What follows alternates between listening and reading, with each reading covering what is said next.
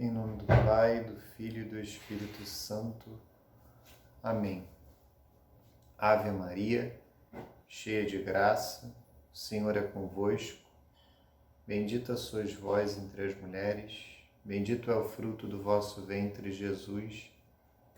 Santa Maria, Mãe de Deus, rogai por nós, pecadores, agora e na hora de nossa morte. Amém. Glória ao Pai, e ao Filho, e ao Espírito Santo, assim como era no princípio, agora e sempre, e por todos os séculos dos séculos. Amém. Nossa Senhora, Consoladora dos aflitos, auxílio dos cristãos, rogai por nós. São João Bosco, rogai por nós. Santo Agostinho, rogai por nós. Santa Mônica, rogai por nós. Santa Madalena de Nagasaki, rogai por nós. São Pio X, rogai por nós. Em nome do Pai, e do Filho, e do Espírito Santo. Amém. Iniciamos agora a segunda parte, a segunda aula desta catequese sobre o segundo mandamento. Na primeira aula, nós abordamos o segundo mandamento sob uma ótica positiva, o que o segundo mandamento nos manda fazer, o que nós devemos fazer para bem cumprir, para observar o segundo mandamento. Na aula de hoje, nesta segunda aula, nesta segunda parte, nós aprenderemos o que o segundo mandamento nos proíbe fazer, ou seja, o que ofende o segundo mandamento da lei de Deus, não falar o santo nome de Deus em vão. Comecemos, como a gente tem se habituado, comecemos no compêndio do Catecismo da Igreja Católica, na pergunta 447, que até foi lida na aula passada. Eu lerei novamente esta pergunta, porque ela, na sua primeira metade da resposta, ela fala daquilo que significa observar o segundo mandamento, mas na segunda metade ela já introduz, ela já aborda os primeiros atos que são contrários ao segundo mandamento. Vamos lá. O segundo mandamento: não pronunciarás o nome de Deus em vão. Pergunta 447. Como se respeita a santidade do nome de Deus? Foi a pergunta que nós lemos na aula passada. Respeita-se invocando o nome santo de Deus, bendizendo, louvando e glorificando. Foi o que nós lemos e ensinamos na aula passada. Agora é que a doutrina, o compêndio, começa a expor a doutrina acerca daquilo que é proibido pelo segundo mandamento. Portanto, consequentemente, devem ser evitados o abuso de apelar para o nome de Deus para justificar um crime e qualquer uso inconveniente do seu nome, como a blasfêmia, que por sua natureza é um pecado grave, as pragas e a infidelidade às promessas feitas em nome de Deus. E aí há mais duas perguntas que abordam outras modalidades, outras possibilidades de ofensas ao segundo mandamento. Pergunta 448, por que é proibido o juramento falso?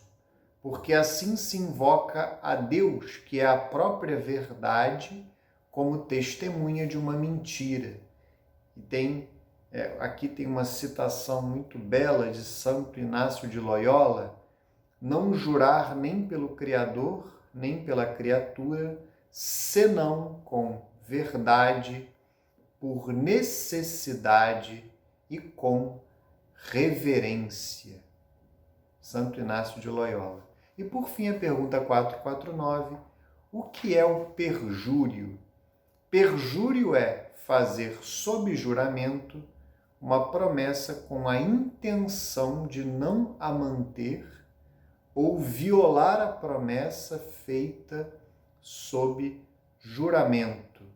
É um pecado grave contra Deus, que é sempre fiel às suas promessas. Então, vamos ao catecismo, porque o compêndio, ele é obviamente resumido, né? Ele basicamente cita os pecados, de alguma forma os explica, mas o catecismo sempre irá aprofundar mais aquilo que é exposto no compêndio. E eu gostaria apenas de, antes de entrar nas diversas modalidades de pecados contra o segundo mandamento, como elas estão expostas no Catecismo da Igreja Católica, eu lerei apenas uma parte que faz referência à aula passada, aquela parte da catequese sobre o segundo mandamento positiva, como nós falamos, porque vocês, de alguma forma, aqui consolidará aquele conhecimento que foi adquirido, aquele ensinamento que foi dado na aula passada, com uma bela citação do cardeal Newman. Vamos lá. A deferência para com o nome de Deus exprime o respeito que é devido ao mistério do próprio Deus e a toda a realidade sagrada que ele evoca. O sentido do sagrado faz parte do âmbito da religião. Lembremos que aprendemos na catequese sobre o primeiro mandamento, a virtude da religião nada mais é que a virtude da justiça, só que aplicada a Deus. É dar a Deus aquilo que lhe é devido. Os sentimentos, aí vem a citação do cardeal Newman, os sentimentos de temor e do sagrado são ou não sentimentos cristãos? Ninguém pode, em sã razão, duvidar disso. São sentimentos que teríamos em grau intenso se tivéssemos a visão do Deus soberano. São sentimentos que teríamos se nos apercebêssemos claramente de sua presença. Na medida em que cremos que Ele está presente, devemos tê-los.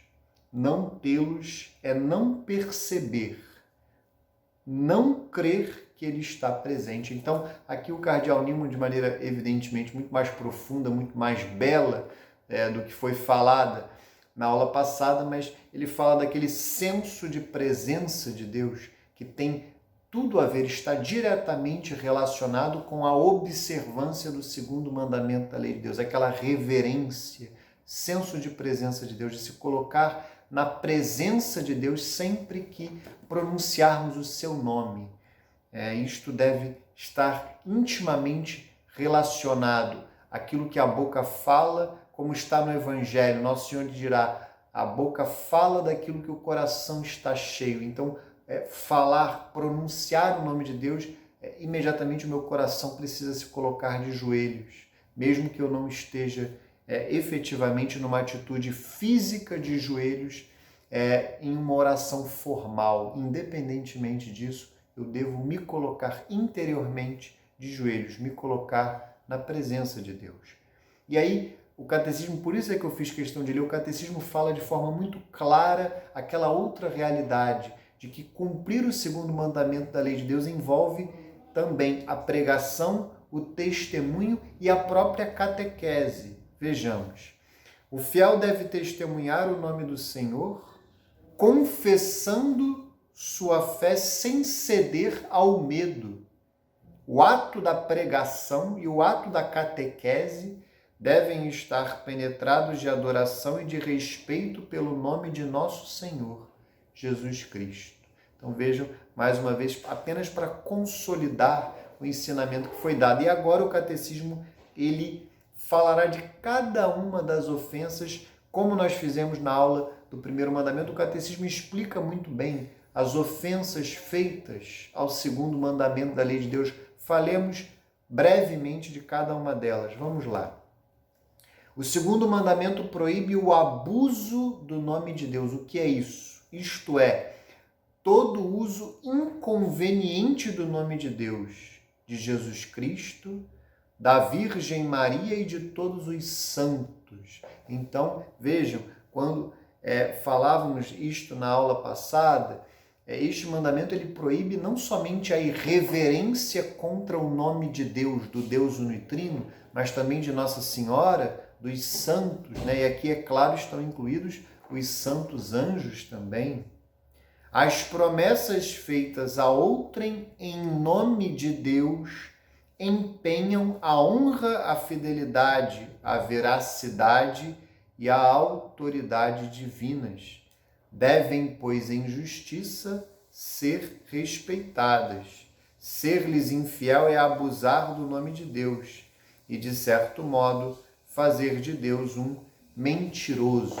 Então, vejam, aqui envolve tanto aquelas promessas que eu faço para Deus, diretamente para Deus, que também estão relacionadas com a observância do primeiro mandamento da lei de Deus, mas também, de maneira especial, aquelas promessas que eu faço a uma outra pessoa, que eu faço ao próximo, em nome de Deus. Então, descumprir uma promessa feita ao próximo em nome de Deus é fazer de Deus um mentiroso. Então, é um pecado que ofende diretamente, um pecado grave, que ofende diretamente o segundo mandamento da lei de Deus. Aqui nós entramos numa modalidade das mais graves, é um pecado gravíssimo, que é a blasfêmia.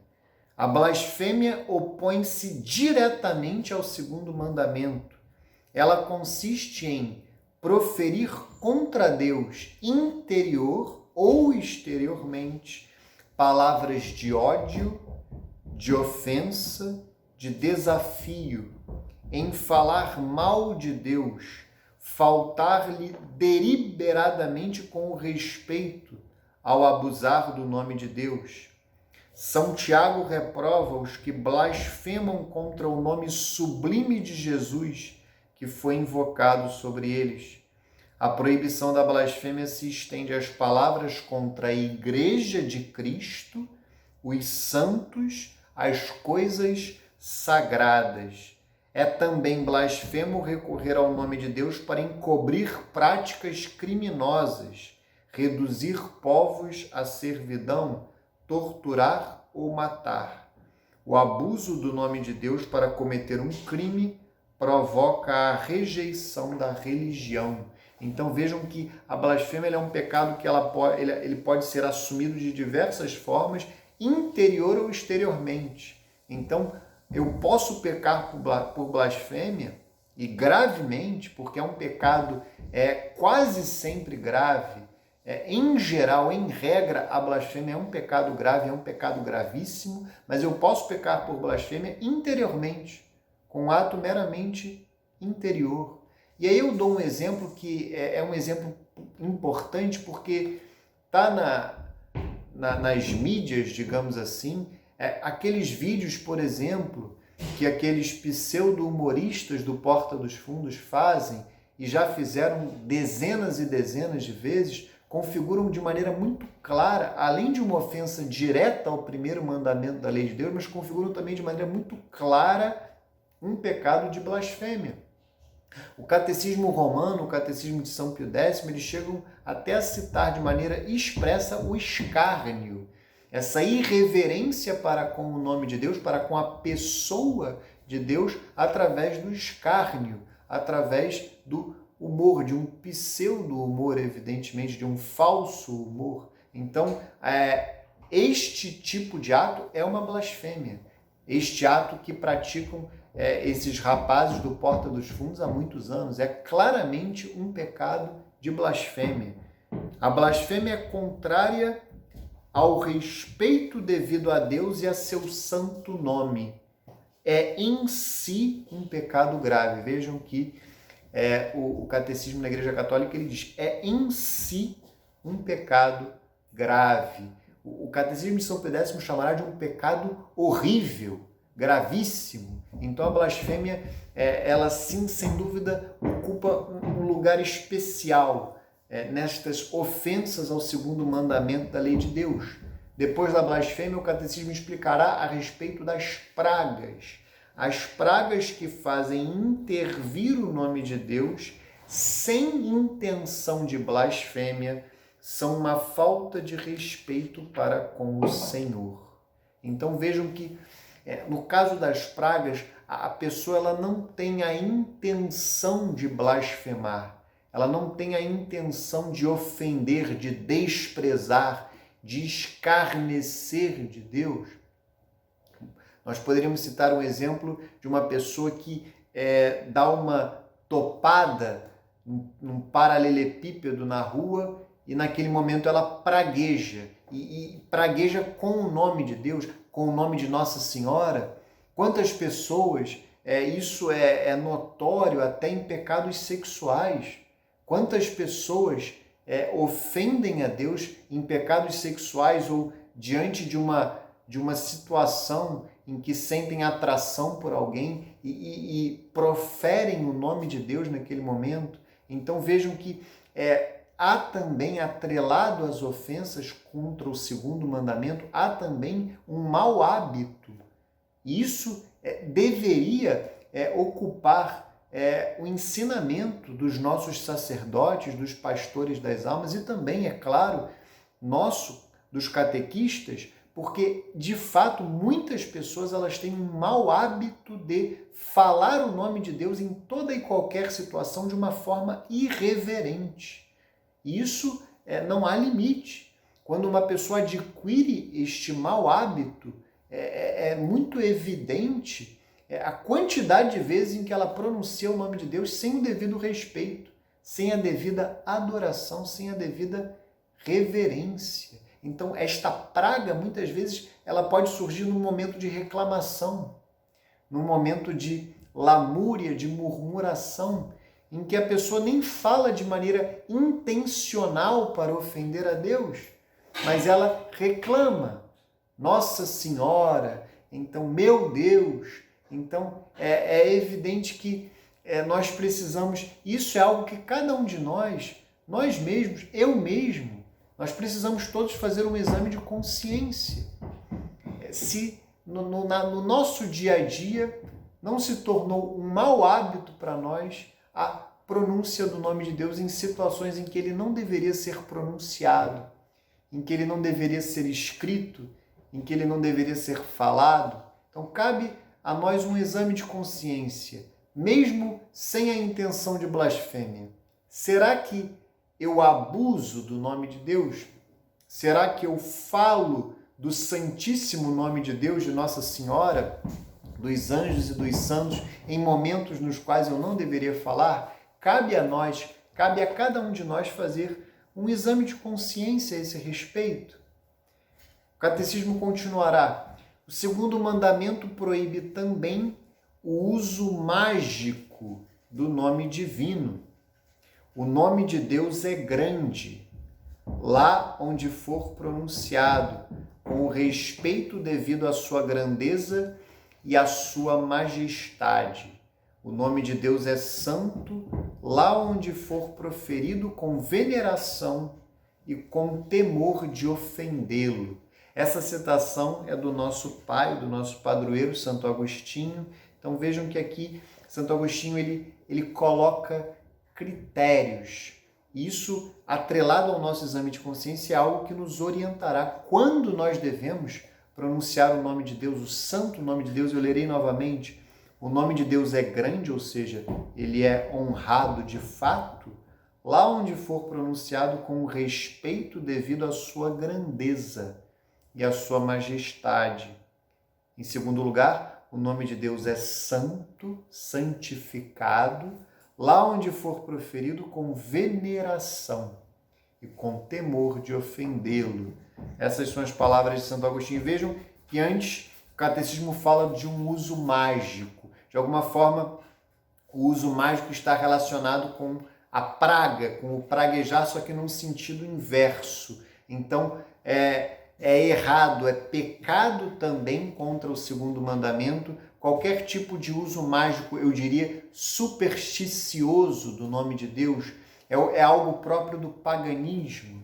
uma invocação equivocada de Deus, como se Deus ele existisse, ele fosse para fazer as nossas vontades.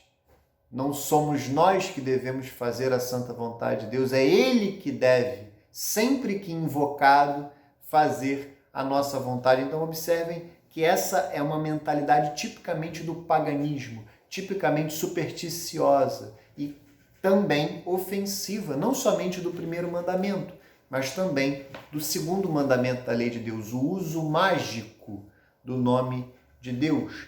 E aí, num segundo momento, o catecismo ele vai entrar nessa realidade do juramento. Aqui eu falarei de maneira mais breve, porque eu já salientei que esta catequese sobre o segundo mandamento ela terá uma terceira parte que será principalmente para expor a doutrina do catecismo romano sobre o juramento. Esta realidade que aparentemente está proibida por nosso Senhor Jesus Cristo no Evangelho, mas a Igreja ensina que não, que há requisitos importantes que devem ser observados para aquele que faz um juramento diante de Deus e em nome de Deus, mas os juramentos eles não estão proibidos.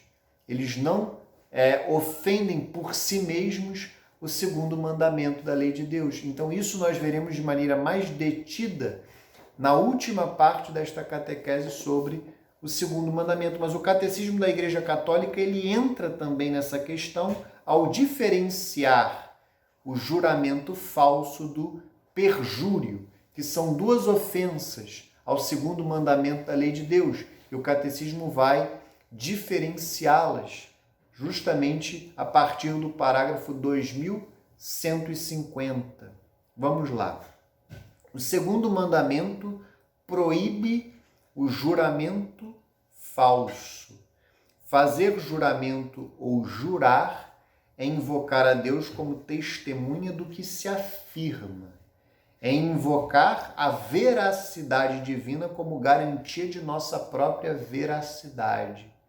O juramento empenha o nome do Senhor. É ao Senhor teu Deus que temerás. A Ele servirás. E pelo seu nome jurarás. Deuteronômio 6, versículo 13. Abster-se de jurar falsamente é um dever para com Deus.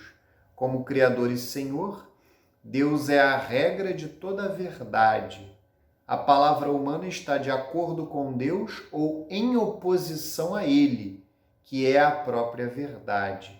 Quando é verídico e legítimo, o juramento põe à luz a relação da palavra humana com a verdade de Deus. O juramento falso invoca Deus para ser testemunha de uma mentira. Então, na aula passada eu já adiantava a doutrina da Santa Igreja sobre o juramento, que nós devemos jurar somente quando houver verdade, critério e justiça. No que diz respeito à verdade, aqui está o que falta na hipótese do juramento falso. Já é um juramento pecaminoso, já digamos na largada, já no início, porque é um juramento sobre uma mentira. Então, nós juramos em nome de Deus que uma mentira é verdade. Então, este é o juramento falso. É um pecado evidentemente grave, porque você associa o santo nome de Deus, como diz o catecismo, Deus é a verdade. Deus não somente é verdadeiro, ele é a própria verdade. Nosso Senhor Jesus Cristo afirma isso no Evangelho de São João de maneira belíssima, é uma passagem muito conhecida, ou deveria ser muito conhecida de todo e qualquer fiel católico. É uma passagem, inclusive, que é lida muito comumente nas missas de sétimo dia, nestas missas de celebração de uma determinada data da morte de alguém. Eu sou o caminho, a verdade e a vida. Então, nosso Senhor Jesus Cristo, que é Deus, que é a segunda pessoa da Santíssima Trindade, o Filho que se fez homem, eu sou a verdade. Então, Deus é a verdade. Nós não podemos, em hipótese alguma, jurar em nome de Deus sobre uma mentira. Isto é um pecado grave, uma ofensa direta ao segundo mandamento da lei de Deus. E aí, diverso, relacionado, mas diverso do juramento falso é o perjúrio, que o compêndio já explicou, nós já lemos na aula de hoje, mas o catecismo aprofunda mais o que significa essa realidade do perjúrio. Perjuro aquele que, sob juramento, faz uma promessa que não tem intenção de manter, ou que depois de ter prometido algo sob juramento, não o cumpre. O perjúrio constitui uma grave falta de respeito para com o Senhor de toda a palavra. Comprometer-se por juramento a praticar uma obra má é contrário à santidade do nome divino. Essa última parte é muito importante, mas vamos, em primeiro lugar, salientar uma outra diferença do juramento falso para o perjúrio. O juramento falso ele diz respeito a atos pretéritos, atos passados ou a atos presentes. Então, eu juro em nome de Deus sobre algo falso, seja algo que aconteceu no passado, ou não aconteceu, evidentemente, ou algo relacionado ao presente. O perjúrio não. O perjúrio ele já está relacionado com atos futuros. Então, eu prometo algo sem a intenção, ou eu já não tenho a intenção de cumprir e prometo e juro diante de Deus, em nome de Deus, que cumprirei, ou eu faço esse juramento diante de Deus e em nome de Deus de que cumprirei determinado ato, praticarei determinado ato e depois eu não cumpro. Não cumpro com o que prometi. Então vejam que o perjúrio ele está relacionado com atos futuros, com acontecimentos futuros, evidentemente, que dependam, que estejam relacionados com a vontade, atos efetivamente praticados por aquele que faz, que estejam, digamos, no controle daquela pessoa que faz o juramento diante de Deus e em nome de Deus. Este é o perjúrio. Não interessa de qualquer forma será perjúrio se a pessoa desde o início não tinha a intenção de cumprir ou se depois, mesmo tendo a intenção de cumprir, mesmo se desde o início ela não tinha a intenção de cumprir, ou mesmo que ela tivesse a intenção de cumprir e por culpa própria, por culpa pessoal, ela deixou de cumprir, em qualquer dos dois casos, ficará caracterizado o perjúrio, a ofensa ao segundo mandamento da lei de Deus pelo perjúrio. Então, que isso fique claro. É evidente que quando a pessoa desde o início não tem a intenção, se trata de um pecado mais grave. Mas é interessante essa última observação que o catecismo faz, que se nós nos comprometemos por juramento a praticar uma obra má, é contrário à santidade, já é pecado grave. E é interessante que, diferentemente do juramento falso que ofende o critério, o requisito da verdade, no caso de uma promessa que é feita, eu me comprometo, eu juro que diante de Deus e em nome de Deus eu praticarei uma obra má, eu juro matar aquela pessoa, matar uma pessoa inocente, em nome de Deus e diante de Deus. Vejam, eu juro, eu prometo fazer uma obra má, isso ofende a justiça. Isto ofende o terceiro requisito de um juramento para que ele seja válido, para que ele seja regular, para que ele seja virtuoso, para que ele não ofenda a Deus, é a justiça. Então, no caso, eu prometo um mal. E o que a doutrina da igreja ensina é muito interessante. Algumas pessoas podem ficar com uma certa dúvida com isso. Se eu prometo fazer algo mal e eu deixo de praticar, é melhor do que se eu pratico. Porque se eu pratico a ação má que eu havia me comprometido, que eu havia jurado cumprir, eu peco uma segunda vez. Eu cometo um outro pecado, e um pecado até grave, porque eu pratico independentemente se não fosse, porque é uma ação má que eu faço em nome de Deus. Então eu faço de Deus a testemunha. Lembrem-se do juramento falso. No juramento falso, nós fazemos de Deus a testemunha de uma mentira. Neste caso, eu faço de Deus a testemunha de um ato mau. Então, veja, eu cometo um segundo pecado grave nesta hipótese. Isso é bem interessante. Então, se eu prometo, se eu juro diante de Deus praticar um ato mau, eu não devo praticar. É evidente. Eu não devo cumprir com esta promessa. Jesus expôs o segundo mandamento no Sermão da Montanha só para introduzir o que nós falaremos na aula que vem. Aqui o catecismo falará dessa questão, se é proibido ou não fazer um juramento. Ouvistes o que foi dito aos antigos. Nós lemos esta passagem na aula passada. Ouvistes o que foi dito aos antigos. Não perjurarás, mas cumprirás os teus juramentos para com o Senhor. Eu, porém, vos digo, não jureis em hipótese alguma, seja o vosso sim, sim, e o vosso não, não. O que passa disso vem do maligno. Mateus 5, versículos 33, 34 e 37. Jesus ensina que todo juramento implica uma referência a Deus e que a presença de Deus e de sua verdade deve ser honrada em toda palavra. Como sempre, nosso Senhor Jesus Cristo, no Sermão da Montanha, ele vai no cerne da questão.